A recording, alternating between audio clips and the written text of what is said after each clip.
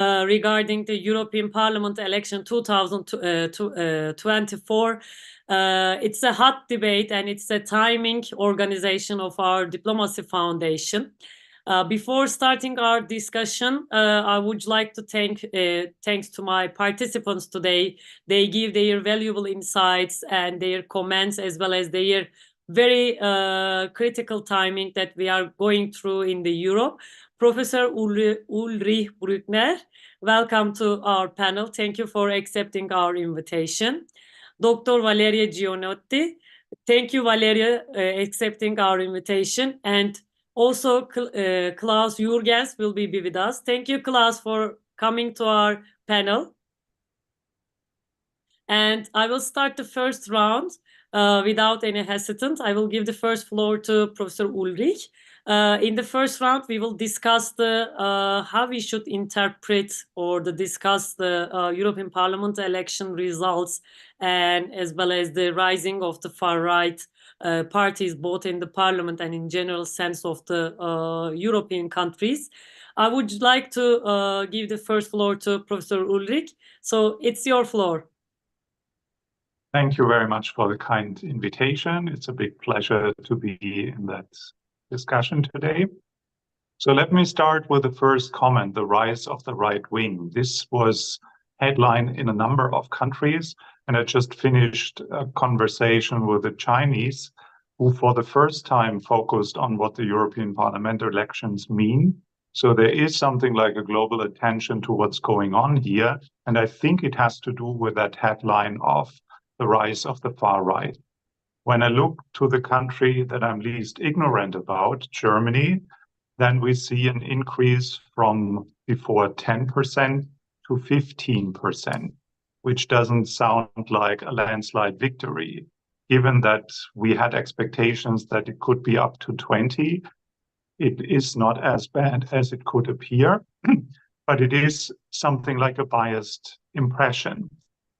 Because when we put it in context, it means that over decades, like at least the last 30 years, the political spectrum moved from the center to the left. We became far more diverse and cosmopolitan and open, and the composition of societies became much more diverse. We now have 60% of Germans in the total population. And now we see a counter effect within the political spectrum that has shifted step by step further to the left. And now within the political spectrum, we see a counter effect with the rise of a party that is openly critical about what the European Union stands for. They are Islamophobic, they are anti-Semitic, they are racist, and they introduce a different political culture. So it is important to address it, but we should also keep it in context that one clear message of this election is that the center, the conservative parties with the liberals, the Greens, the Social Democrats, they form a strong majority, and the party that used to be, or the party group that used to be the strongest, is again the strongest. And it is far more likely that the former Commission president who's running again will be re-elected, because it's easier for the centrist forces to continue with their project of widening and deepening. So in that respect, the headlines of a rise of far-right parties is an exaggeration that is due to that media tend to exaggerate, and crisis sells better than the news that it's in the nature of a democratic development that if we live in different times compared with 2019, of course, the demos sets different priorities and votes for different parties. And in that respect, it's a perfectly natural development. And if we then look at the 27 member states, only in 16 member states, there was an increase of votes for the right wing, while in other countries, it's the exact opposite. So there is no general trend. We don't discuss the same topics. We are still working in different 27 publics and elect on different conditions. It's not just about what's happening in national priorities. or national interests motivate people to vote for this or the other party. There is truly a European dimension, but it is far more complex than what can a headline cover. So there's a lot of things we can discuss in a panel like ours. Thank you, Ulrich. It's an interesting insight, actually, I found, especially to show how the trends and the dynamics have been different compared to the previous years in the previous EP elections. But I think still quite take attention that very short term, like the 5 years or 6 years changing in the European political landscape in general sense, and especially after the war, is quite interesting to see how it reflects both the national elections of the member countries as well as the EP elections. And I will have different question in the second round for this comment. For our second speaker, Valeria, your prime minister has a victory in the EP parliament election, and Meloni seems to be more stronger prior to the G7 hosting in the upcoming days. How you see these, both in general sense, the EP election results, and of course the Italian side as well? Well, thank you, Şuay, and first of all, thank you to Diplomacy Foundation for hosting this event. Yes, indeed, there is much to say about Italy and Meloni, who appear as the real kingmaker in these elections, not just at domestic level, but also at European level as well. Kingmaker because domestically in Italy, Meloni has been able to capitalize from the people's support. Also, the Brothers of Italy, Fratelli d'Italia, have been taking much support from some allied parties within the government coalition in Italy. Fratelli d'Italia has been taking support from League, from Salvini's group as well. And this has a direct impact on the composition of the European Parliament in terms of seat as well. Definitely, Giorgia Meloni in this political term has been able as well to change his European attitude. When she came to power, she was pretty much Eurosceptic, pretty much critics towards Europe, pretty much critics towards the European stance regarding Ukraine and Russian war. But once she got elected almost 2 years ago, she has changed her rhetoric and also her approach. And she came to terms with Ursula von der Leyen. Indeed, the visit that they made together in Egypt to Al-Sisi president was peculiar in this regard. But when we speak about Italy, I think we should pay attention together with what happened in Germany, in France, in Belgium, and in Austria on one crucial element, in my opinion, which is the discontent of many people regarding the current management at European level. Basically, the far-right vote has been justified by the sort of detachment of the people from the decision-making point in Brussels. I mean, there is the perception that the European Union has been pretty much bureaucratic, has been managing and pretty much busy in some dossiers and issues that they are not really related to the daily life of people, but they were busy in some dossiers from a mere bureaucratic point of view.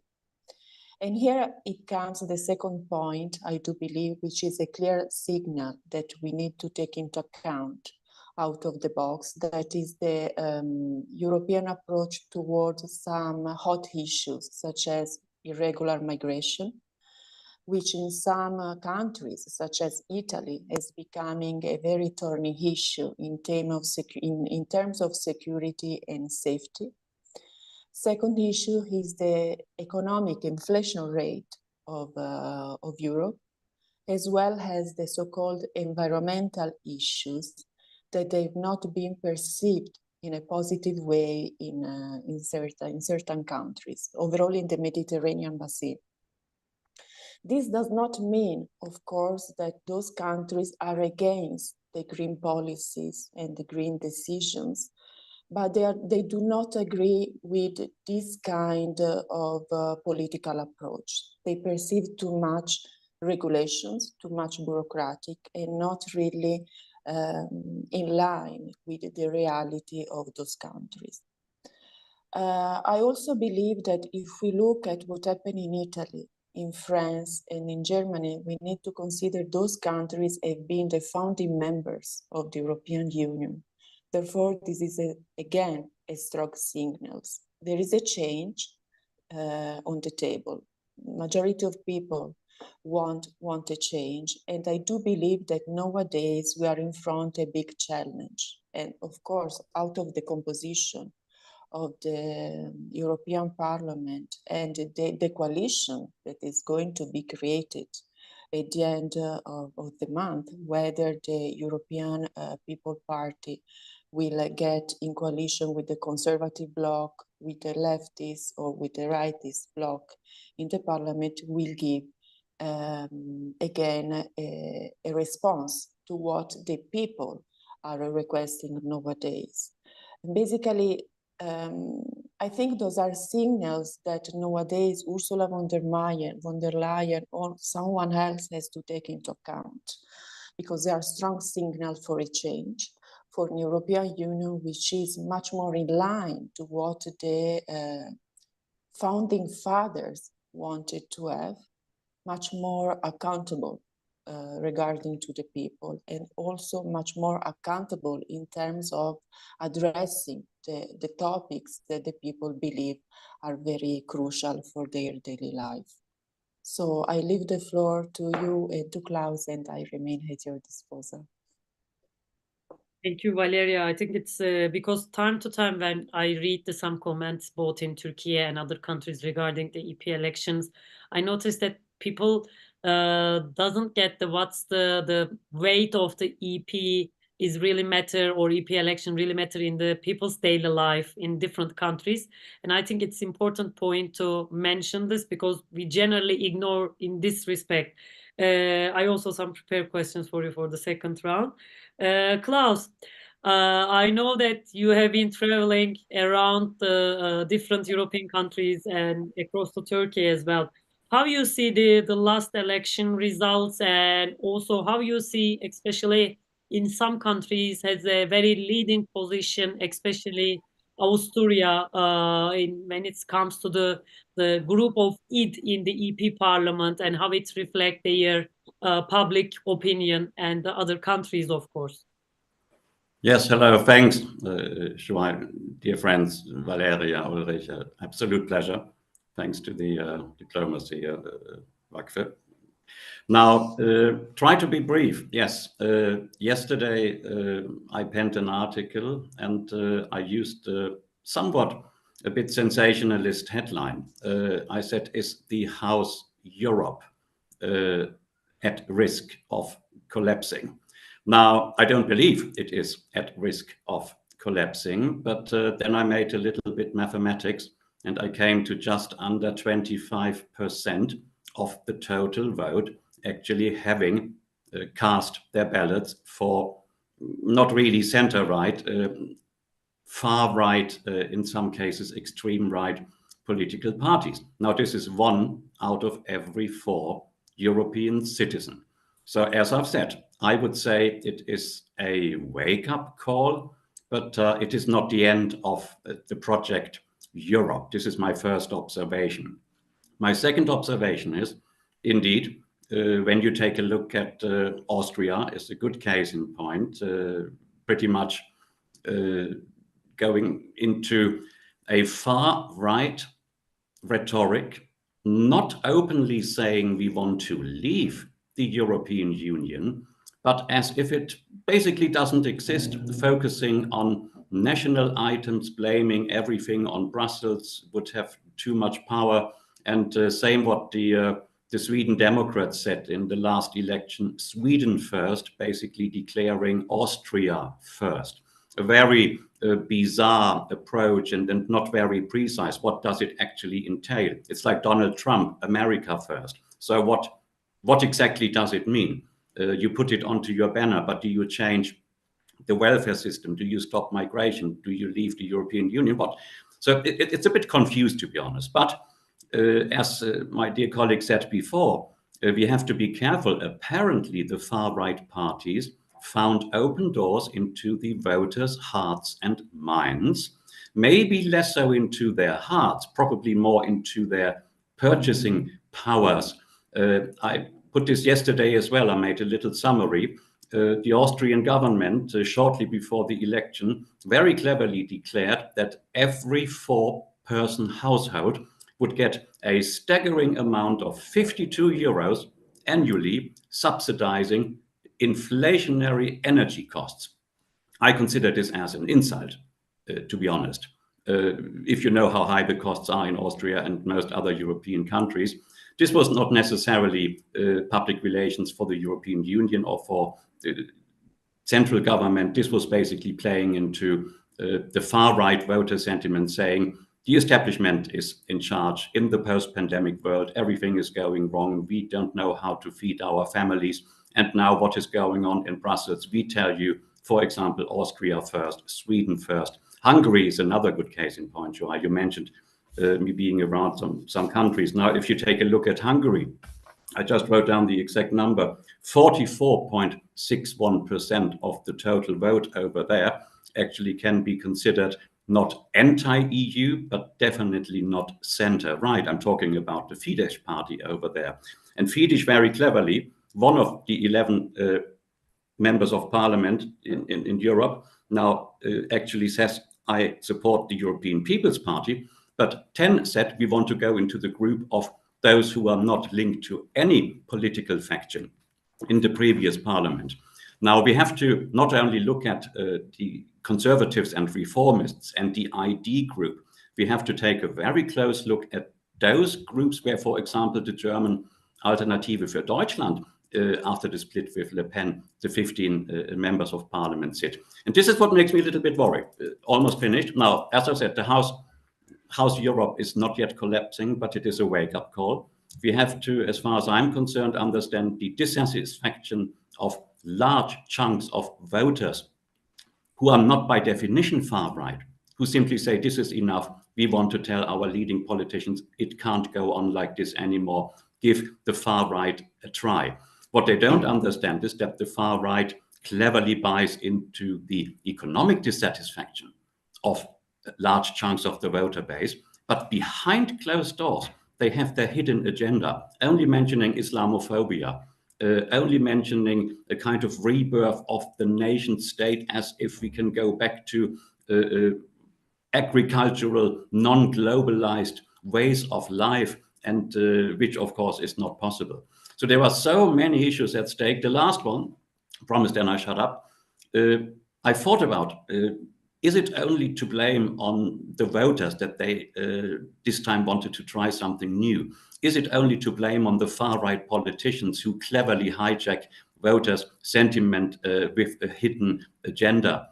Or could it not be that the European Parliament itself forgot to actually go to the people and address people's concerns? Most citizens still don't really know how the European Union is working, not because they don't want to know. No one explains it to them. It is hardly featured, the workings of the European Union. If I would now ask someone on the street, what does COREPER stand for? They would say, what? If I would then ask them, who is currently in charge of the council, they would say, which council? And if I would ask them, what is the name of your regional member of the European Parliament? They would basically say, I'm sorry. So don't blame it on the people. That would be absolutely wrong, playing into the hands of the far right. Blame it on the EU institutions as well. You can't go every 5 years distributing leaflets and you think this is what the public wants. Thank you. In 5 years, I come back and distribute another set of leaflets. You have to explain to the people that European law is actually deciding about our everyday life. European law is on top of national law. The institutions are there. So, you know, this is the third point. There should be a public information campaign from the side of the European Parliament, not blaming it, the voters are stupid, they vote far right. No, simply explaining to them what are the benefits of this House Europe. So not collapsing, but a wake-up call. Sorry, I was far too long. No, Klaus, thank you very much. It's an important to mention that or emphasize that it's not collapsing, but is the kind of the sparkling point to go in this way. It's a controversial question, but thank you for that kind of such a provocative question before the second round starts. In the second round, I will ask two different questions to each participants. Actually, I really want to hear comments both regarding on how it will affect Turkey's EU membership process. And also I would like to hear your comment regarding on, of course, how we should also interpret this result for the future of the Russian-Ukrainian war and the EU supports to Ukraine in general sense. And the last question, I'm expecting to see your valuable insights. How does the EP election should see or understood under the shadow of upcoming the American election this year, and how we should that connect each other for the for next year's or the upcoming days? Ulrich? Well, there are a lot of what ifs, and speculation is a fun game, but I don't really think that any of the things that we predict will ever come true, because there will be something else coming around the corner. And we can, of course, speculate about the known unknowns, but what we learned in the last 10 years is that the unknown unknowns in the end define the agenda. But before I specifically answer your questions, let me comment on what I didn't understand in Valeria's comment. If Meloni is a kingmaker, what counts as a king? Because we have a political system that doesn't personalize power, but we have a very decentralized, complex system that Klaus highlighted is not self-explanatory to the citizens. So yes, a strong Italian government has a say, but it doesn't necessarily affect the functioning of the European Parliament, because what Meloni gained is what she got from the other populists. It didn't really change the internal balance. In the way Meloni matters is not the European parliamentary elections, but the future of the Council. Because what we see as a sort of side effect of the European parliamentary election is that the political position of the German government and the political position of the French government both weakened. And given that there is no personalization of power, this will have an effect on the functioning of the Council as the body that usually defined the general direction, like the Richtlinienkompetenz of the German Chancellor in Germany, or what you expect of a president to define this is the direction we are heading. And everything else is an institutional compromise machinery.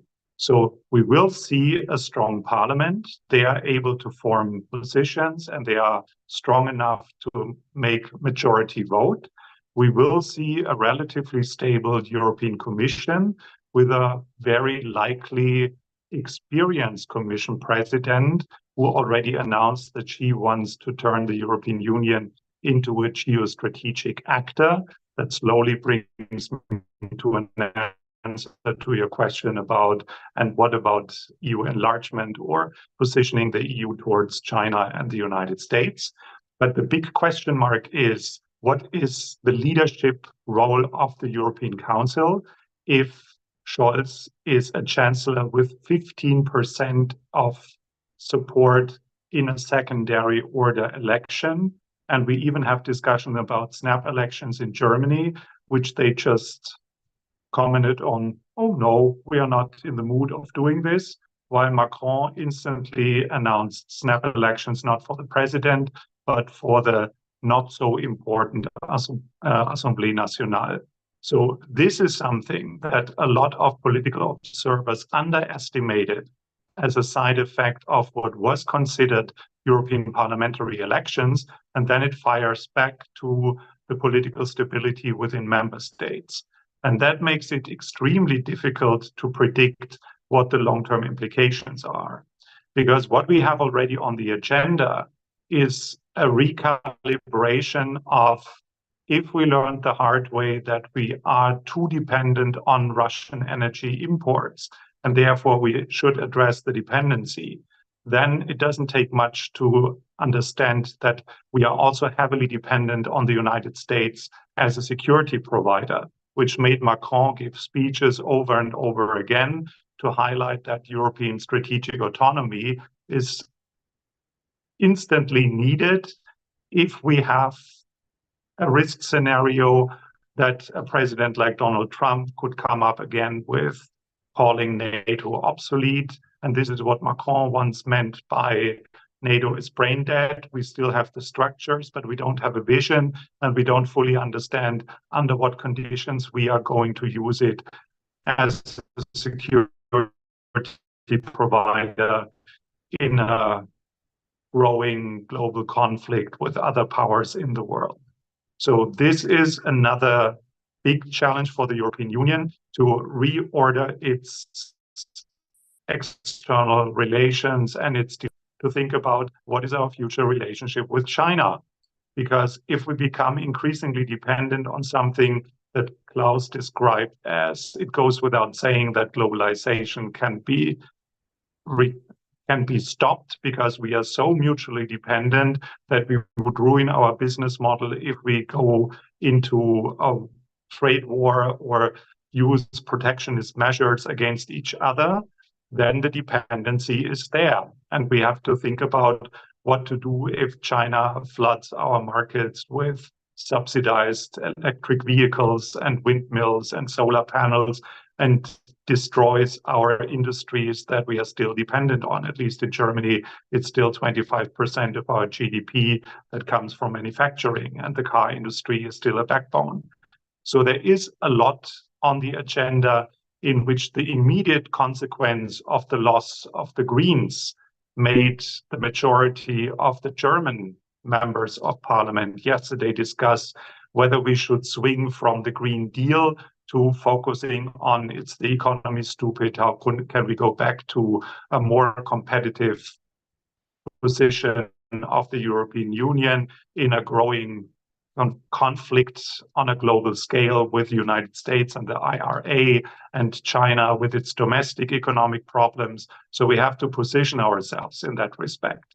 And that is different from what was said before the elections, that the top priority is for regional security purposes to set enlargement as a top priority together with the already existing priorities of the Green Deal and digitization. So if we need to get ready for enlargement, and that gives an answer to the question about EU-Turkey relations, then we have to reform our treaties. Can we reform our treaties if we don't have a solid majority of countries that are pro-European in the sense of what Valeria called what the founding fathers had in mind? The problem with the founding fathers is that they didn't foresee the situation that we are currently in. So there was already something like this could be an ever closer union in which we one day declare the United States of Europe. But given that we now have so many more conservative countries in which nationalism is not something that needs to be overcome, like the main story of the founding narrative and the relationship between Germany and France. But if you ask people in Central and Eastern Europe what they think about the role of the nation state, then you get much more conservative answers to this, which partly explains why it's okay to vote right wing. This has been different in Germany, and now we have populists that play this nationalist card without explaining, as Klaus rightly said, what a Europe of nation states or fatherlands could practically mean. The consequence would be that we dismantle the institutional architecture, and then we definitely don't get our act together to reform a European Union that is efficient and effective enough to absorb new member states independently on how far away they are, how different they are, what their regional conflicts are that they are surrounded by. But the sheer number of new members needs a reform in order to go back to the same efficiency that is needed to address the problems of the 21st century. So there is a lot on the plate of a new European Union balance of power, no matter if it's the Parliament, the Commission, or the Council. But the biggest question mark, because that changes the most, is what will be the different representatives in the Council and what do they want? And can we get enough countries on board to address the basic needs that are necessary to reform the European Union's decision-making to be ready for upcoming enlargement rounds?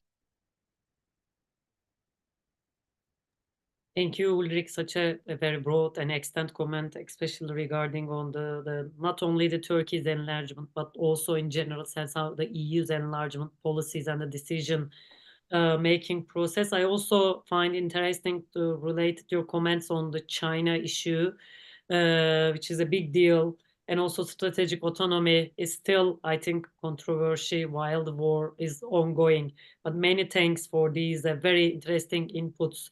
Valeria, it's your turn right now.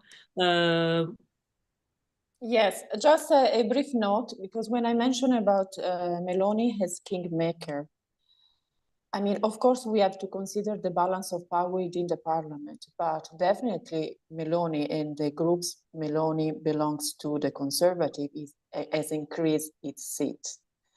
And when it comes to the next coalition that will be managed by the European People Party, definitely, I think that if we wanted to take into account the signals that these elections gives at domestic level, if we go on like the former coalition, it means that nothing really will change. And then we will run a risk that, again, the far right will increase in the next future. On the other side, if the European People Party takes and try to find a compromise with the Conservative Party, with the conservative groups where Meloni belongs to, then I think Italy will play, and Meloni will play, he's in the position to play a role and to have some gain, or at least to mediate. Other things that if the European People Party, and I do not believe will be the case, will come into turn with the far right, I mean the Identity and Democracy group. And I think this is not the case. Anyhow, when it comes to the Turkey and European Union, I do believe that right now, the situation does not change much, actually. I mean, the negative feeling that some countries have and had towards Turkey is not really related to the political parties. Also, if we look at the example of Germany, before when we had the Christian Democrats leading the political game, Germany has shown a negative stance towards Turkey. I mean, it's not a mystery that there are some countries such as Austria, for example, that they are just negative towards Turkey by default. And there were the countries that since the negotiation have been started, put their veto on some chapters. And I do believe that this also will not have a great impact in terms of visa liberalizations regarding the Turkish entrance towards the European space as well. And also when we speak about the Turkey accession process, we need to take into account some other issues, such as the Cyprus issues, which is the main issues blocking the European path of Turkey since the very beginning. I mean, since the beginning of the negotiation process in 2005. When it comes to the Ukrainian and Russian war, again, I like symbolism and I like to understand the significance, the meaning of the vote in some domestic environment and related to the rising of the far-right groups. And basically, if I take into consideration Germany and France, the world, the countries pretty much support the weapon deliveries to Ukraine, I can see that Macron and Scholz have been the biggest losers in this campaign. And again, has to be taken as a strong signal that the common public opinion in Europe is aware that the end of the war has to pass through a diplomatic mediation, has to pass throughout some other means, and not just to sending weapons to Ukraine and increasing the frictions within two parties. This is my humble opinion. And I mean, I will close here my comment, and then I'm at disposal for any further clarification. Thank you, Valeria. Lastly, Klaus. Yes, fascinating, Valeria, Ulrich. Amazing. There's hardly anything to say. Now, if I start with the reverse order, the Ukraine dimension, I would not be surprised if eventually the wider European public would agree that diplomacy, mediation is the only way to stop the aggression between Russia and Ukraine. And in particular, a certain middle class, middle-aged generation, I belong to that, I'm quite old now, we don't want another war, and we don't want ideally to send weapons to attack Russia, no matter from which territory, but we want to defend ourselves once attacked. Hence, I would not be surprised if a stronger European voice within NATO would actually emerge. What Ulrich mentioned, how do we define nationalism? How do we define Austria first, Sweden first, one thing is, of course, sovereignty. And a lot of sovereignty has been ceded the day you become a member of the European Union. So, and there is no seriously working common security and defense policy. There is no European army as such, but there is NATO. So I think there could be a mood change amongst the European population. Macron was mentioned. If you openly support sending weapons to Ukraine, which could then be used actually in fighting Russia, I think the average European citizen would not be very happy about this, first for historical reasons, and secondly, being afraid of World War #3. So don't forget that there is this NATO dimension. The NATO dimension brings me straight to the first question, Şuay, Turkey's EU membership. Now, you know me, I'm still an optimist. I'm not giving up. It doesn't matter how long it takes. I still think it would be beneficial both for the European Union and for Turkey. But I don't see an automatic change, as Valeria said as well. And unfortunately, the elections we are commenting now about, it's not only the European Parliament elections, but we have national elections very soon. And as Ulrich said, in the Council, you know, only one vote against it, one permanent vote against enlargement from a far-right new head of government. And it is unfortunately not impossible that it might literally come from Austria. I still hope it can be avoided. I'm not talking particularly, but it can be another country, can be anywhere. Now, we have unanimity as the principle for enlargement, not a qualified majority. So the Council ultimately is decisive, not the European Parliament. The member states will be decisive. Same like when the accession talks started. The Austrian government, of course, until the last minute in the Brussels hotel, basically vetoed it. And then, would you believe it, Jack Straw, foreign secretary at the time from the United Kingdom, told the Austrians, no, we start the accession negotiations. So sometimes surprise happens, you know. Sometimes someone you think will not be in favor is someone who is not, might be. So unfortunately, that comes back to one of the points we had, the role of the nation state, yes. As long as what Ulrich suggested, we need, same like United Nations, a complete overhaul of the workings of the European institutions. And the question will be anonymity. The question will be the role of the parliament. Can it still be enhanced, or will it always be the council, the individual member state, the sum times 27, basically deciding about European transnational policies? So I don't see that anything will change overnight. I still hope it would. I think the EU would be very well advised now, in particular if we come to a kind of unwritten coalition between the Socialist bloc and the People's Party's blocs, to modernize the customs union. Including a digital customs union, reforming parts of the agricultural dimension and manufacturing. This would be seen as something very positive, because ultimately it is about trade, and trade brings money into companies' pockets, and it brings money into citizens' pockets because there is employment.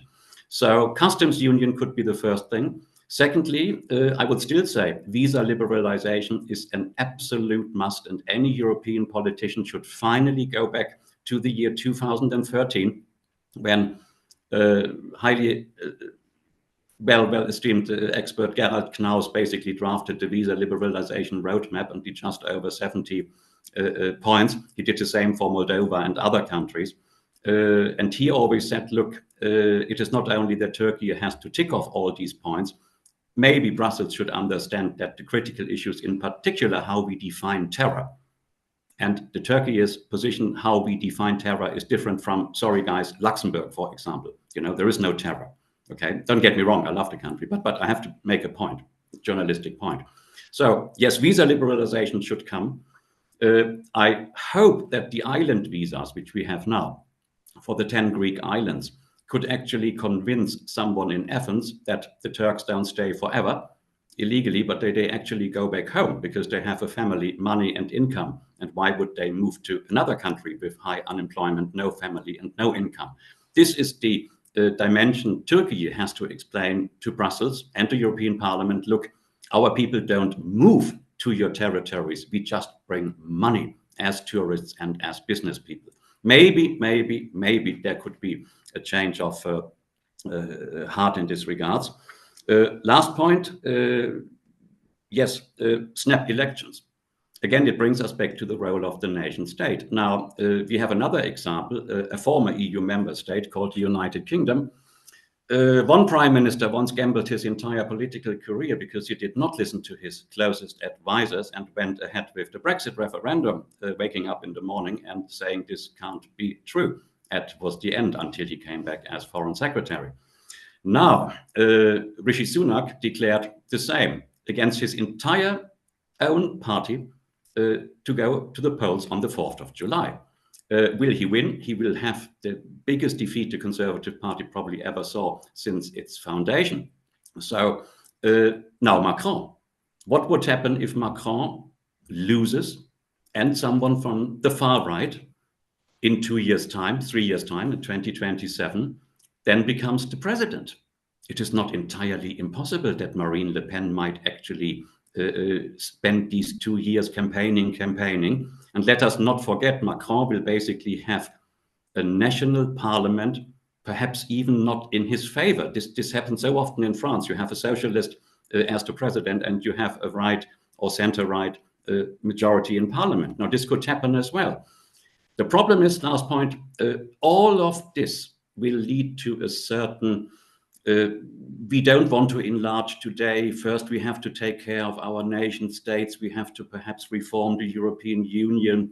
And unfortunately, despite my optimism, I don't see in the next 1, 2, or 3 years that Turkey is going to join the European Union. But no one should give up the momentum, and customs union modernization and really pushing for visa liberalization. That could be perhaps an inroads that those who are against Turkey, not against Turkey, against Turkey's EU accession, finally say, hey, they have a point, let's give it a go. Thank you.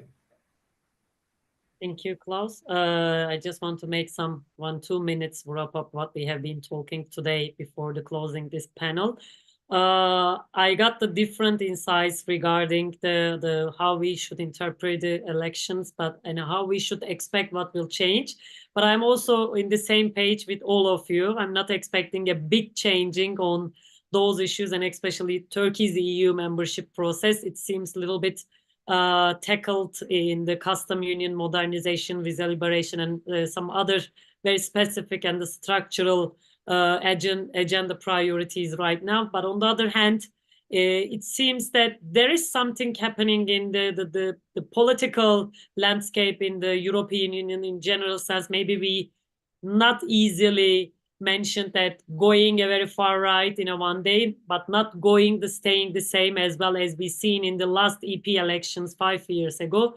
So actually, as I understood and as I interpret within these today's panel comments from these very valuable participants in the different countries, clearly shows that we will have a very exciting summer for Europe and France, of course, and for the upcoming election. So there will be a lots of different agenda to talk together again in soon. Once more, I would like to take for the participants, Ulrich, Valeria, Klaus. I hope we will make another panel or the workshop face-to-face this time in Istanbul in our foundation. Thank you very much once for coming to our panel. Thanks for having me. Thank you. Thank you. Thank you very much.